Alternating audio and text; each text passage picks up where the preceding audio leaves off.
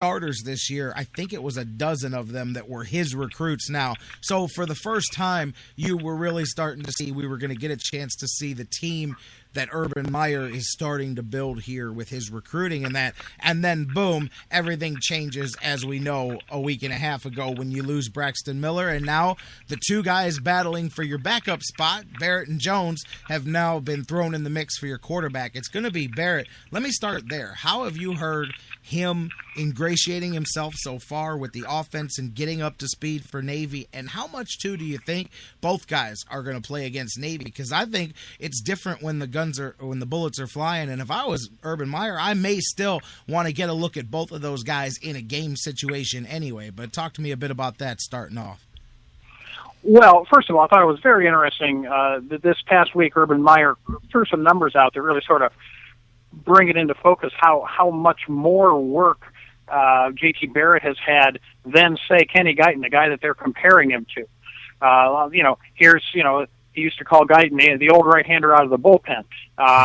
He was so reliable and took care of the ball. But he pointed out this week that JT Barrett, over the spring and fall and just in terms of reps in camp, taking snaps and making throws in practices, in live play practices, that JT Barrett has over 300 throws, not snaps, but passes in game situations, scrimmage-type practice sessions to get ready for this game. By contrast, when Kenny Guyton filled in for Braxton the very first time, he had about 6 of those.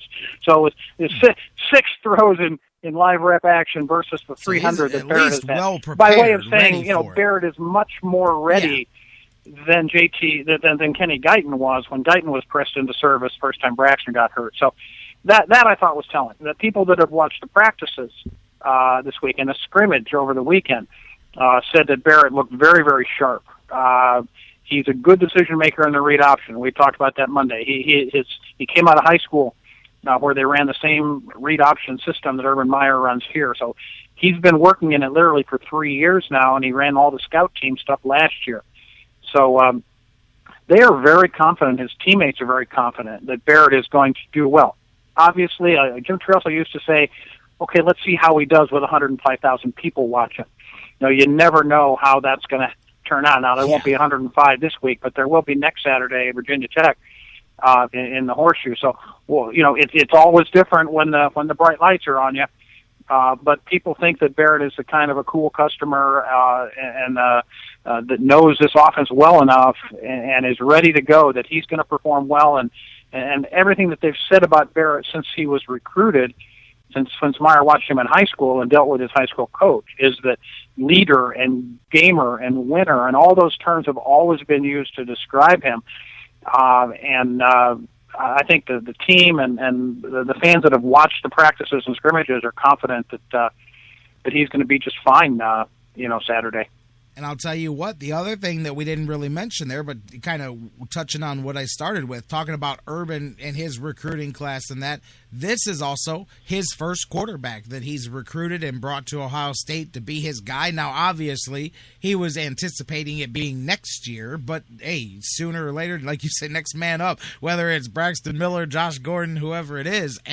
But it is his guy, so there's a little bit of a different scenario. It's not just, a quarterback that was here. I mean, this is one that you brought now. This is somebody that you had anticipations and plans for here. So I think it makes it a little bit different. And that's really telling when you talk about those number of throws there. I mean, that's a huge difference. So at least as far as getting a guy up to speed and having him ready to hit the ground running. And I'm with you. I have read from a lot of people, and I've talked to a couple of guys that checked out some practices, pretty much the same thing that you've said. Like, hey, look, but it's always qualified with, hey, it's practice, and we got to see as things develop and you start to get more difficult opposition and all of that. But yeah, looks like it's going to be a smooth transition, and that he's got things moving and communicating pretty well offensively. So that's going to be definitely, obviously, that's the first thing that people look at. But you and I have talked here, many things to look at for this team heading into the first opportunity to see them out there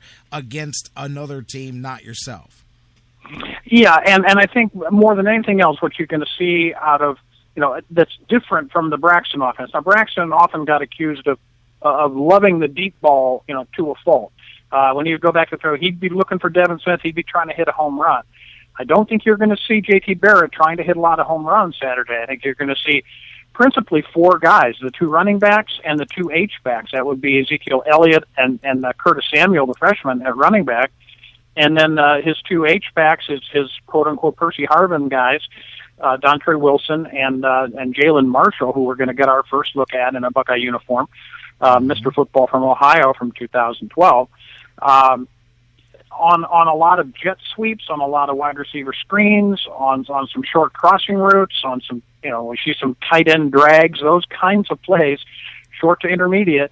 Distribute the ball, Mr. Barrett, get it out to these guys, get it out to the outside, force Navy to defend the entire width of the field, and mix that in with your read option, with your zone read plays, and with your inside power stuff. I think you'll just try to, you'll see Barrett trying to get some confidence early with some quick completions, with some double slant kinds of things, and some a lot of the jet sweep stuff. I think one of the other interesting things that Meyer pointed out in his press conferences these last few days is that they've determined that Braxton Miller, with his specialness, probably gave them 100 yards a game, more than what you might call what a mortal man might have done, what a regular average quarterback would have done, calling the same plays. Calling the exact same plays. Braxton got you 100 yards more than just a regular average quarterback would have gotten you. So they're looking for ways to get that 100 yards back, and that's how they're proposing to do it. They want to give their playmakers, and they would call certainly Devin Smith and Evan Spencer, Michael Thomas, those are the wide receiver group, and then also the four guys I mentioned previously, running backs and H-backs, 3 to 4 more touches apiece per game, where they can get the ball in space, make yards after the catch, and with an eye towards trying to make up that 100 yards that Braxton gave you with his elusiveness and his speed. So that's the game plan. That's how they're looking at trying to get that Braxton factor back and pick up that extra 100 yards that Braxton got you just with pure, specialness, if that's a word. Absolutely. So that I thought was interesting, and that's what you can look for to see those guys just getting the ball more often and trying to get it to them in space where they can make plays, and that's really what it's going to be about. And that's what the coaching staff said a lot about. Urban said it. Zach Smith, the wide receivers coach, said it. I thought his quote was interesting. He said, we're excited to see the guys that we've brought in to do cool things get out there and go do those things now. Speaking about, like you brought up, Dontre Wilson, and, the fact that, from last season to this season, he's up, nearly 20 pounds of muscle and got himself in much more of where they want him to be able to now go out there and take advantage of him. And even Urban Meyer talked about that when I mentioned, getting his recruiting classes in and now really starting to get a foothold. It changes the style because it's not the NFL where, Chip Kelly comes in and he can bring in guys that fit his system right away. He can clear guys out. He can move things around. With the recruiting classes, it's different. When you come into college, it's a few year transition, as we've seen, where you're using the other guys and switching over. But now, you're going to see a lot more, especially next year once you get into it beyond this season, of that Urban Meyer style offense, spread offense, however you want to call it, because now you're getting his guys in place to go do that. That takes 2, 3, 4 years in college football.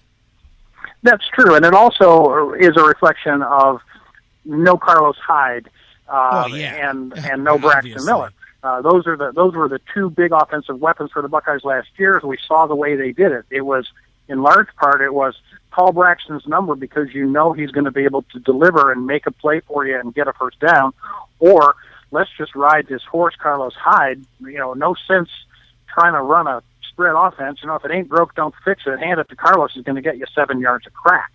So the absence of those two guys means I think what we'll see and what some of the observers of the team and insiders are saying is that what you'll see is, like you said, a little bit more of a standard stereotypical spread offense than what we saw last year, which was basically thunder and lightning with Hyde and Miller. So I think you'll see a lot more of the play calling that's more stereotypical of a spread with the bubble screens, with the jet sweeps, with the short slants, and those kinds of things, more so than just, hey, we got Hyde, let's pound him, until the other team just falls apart. We saw a lot of that, but that's again the way that this team is going to look different on Saturdays. You know what I saw? I wanted to just maybe say a couple things about Navy. I was checking out Navy, and I think what you're going to see is a team that, first of all, went 9-4 last year. I'm taking a look at them. They won their last 5 games, and they won 6 of their last 7. We talked a little bit on Monday about how they threw a scare into the Buckeyes in 2009. We were down to a potential tying 2-point conversion at the end of the game, and Brian Roll intercepted it and ran it back for 2 the other way. But it was that close to, and that was with about 2 minutes to go in the game, that they scored what would have been the tying touchdown had they scored the 2-point conversion. They've got a kid at quarterback that is a big-time player, Jerry, and you probably have been reading about him too, Keenan Reynolds. Just so people understand, this guy rushed last year for 1,346 yards, and an astounding number, and I didn't realize this, but Keenan Reynolds last year had 31 rushing touchdowns. 2 people in college football history have had more. Barry Sanders had 37. Monte Ball had 33. Other than that, no one has had more rushing touchdowns in a year than this kid we're going to be looking at Saturday, Keenan Reynolds, the quarterback for Navy. And so if that's not enough to at least give you some humility about, hey, you're going up against a team not only that gave you a good run 5 years ago, but is a heck of a talent. He was a sophomore last year. He's just a junior this year. Now, he doesn't throw the ball much, Jerry. He averaged about 10 pass attempts per game and averaged about 5 or too many yards. So you don't really need to look at the passing game as a big threat. I understand they're going to try to throw the ball a little bit more this year. But he only completed 68 balls, only had 128 pass attempts all last season in 13 games, so about 10 a game. And only had a couple, passing TDs, but 31 rushing. So he's the guy.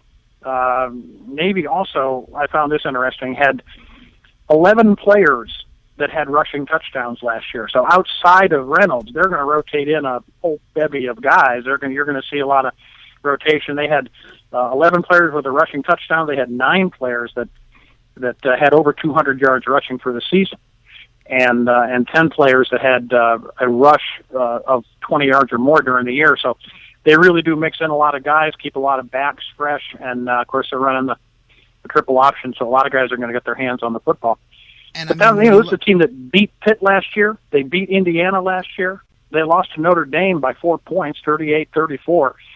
So they are not maybe your typical early season pushover for the Buckeyes, and I think people who are expecting a blowout might be surprised. No, I'll tell you, they're going to definitely test the run defense. As you said, last season they averaged 325 yards rushing per game, second best in the entire college football landscape, but they passed much less. 85 yards a game, I believe, was their average passing attack last year. So like you said, they clearly rely on that running attack, second in the nation last year. That's going to be the test, but I expect them, like you said, to attempt to pass the ball, not only to get a little more balance this season, but hey, Ohio State, we've talked about it. They've got one starter in the secondary that came back. So, it's going to be a place that I expect teams to test the Buckeyes early and often. So I do expect them to pass a little bit more here in this game. I mean, even with those starters from last year, what were they?